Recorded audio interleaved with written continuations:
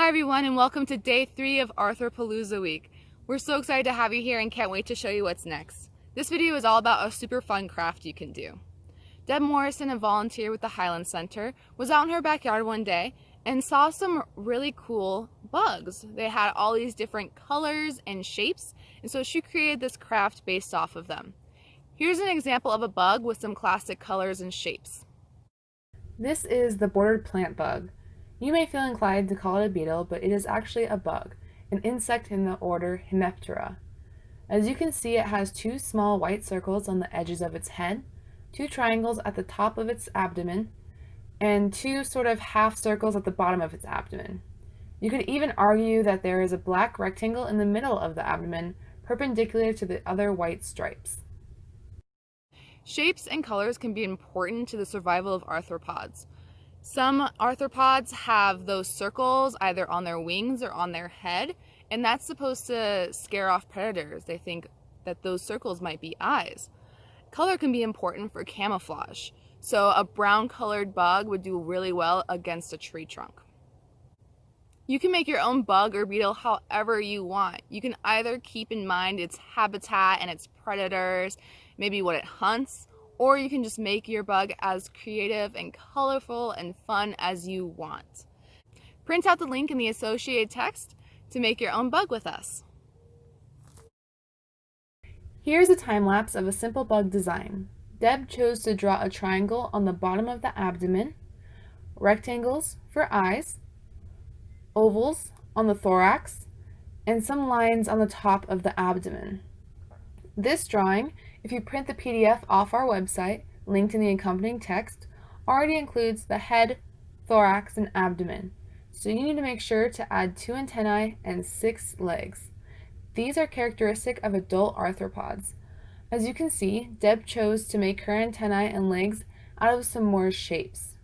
You could just draw some lines, but if you take the time to look at the legs or antennae on arthropods, you'll see joints. Deb made these joints by tacking together different shapes. You can make this as complex or as simple as you like. Here are a couple more examples showing how creative you can be with your bug. She's used markers and colored pencils to draw and color circles, triangles, ovals, rectangles, and squares. But you can decorate this bug in so many other fun ways. Listen to Deb for some more ideas on how you can decorate your bug. A bug I did using cardstock, or if you don't have cardstock available to print on, take some. You could use an egg carton, shoebox, which I don't have, a soda box, a tissue box. Trace the pattern that was provided onto that, cut it out, and then you can start working with all kinds of different items that you find around your house.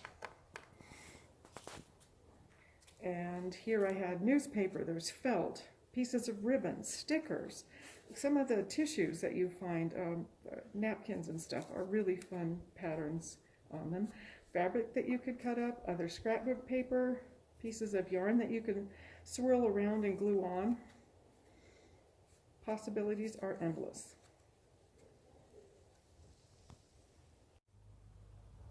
Here's another example using natural items that were found outside. Again, I traced this pattern onto some cardstock, and I used, what are those, iris leaves for legs, some sticks and different plant materials for the different shapes on his back, and his eyes are some juniper seed pods. And just looking around, I found some pine needles that could have been used for antenna. Sticks could be used for legs, all kinds of materials. Again, possibilities are endless. This project could also be turned into a puppet that you could walk around with. For that, I took some yarn, or you could use string, anything that will support him, and I cut enough that I could comfortably walk with him. So the first thing you want to do is cut 2 pieces of string or yarn that are identical in length. You're going to tie the 4 ends together, and then you're going to spread it across the body on the underside and secure it with probably tape, or you could glue or staple if you haven't done the other side, but probably tape is going to work the best for you. and it makes kind of an X. Then you're going to flip this over and pick up the strings, the two together. If you have some extra cardstock or piece of kind of heavy paper, and can fold the strip into thirds, and that's going to make your handle. And so you're going to put the string loops through that, fold it over, tape that securely, and then your bug is ready to walk. Thank you so much for attending Day 3 of Arthropalooza Week. We hope you had as much fun creating your bug as we did. We would love to see your creations. Please send images to enixon@highlandscenter.org to be featured on our website or Facebook page. If you enjoyed this content, please consider donating or becoming a member of the Highlands Center. I'll see you tomorrow for Day 4 of Arthropalooza Week.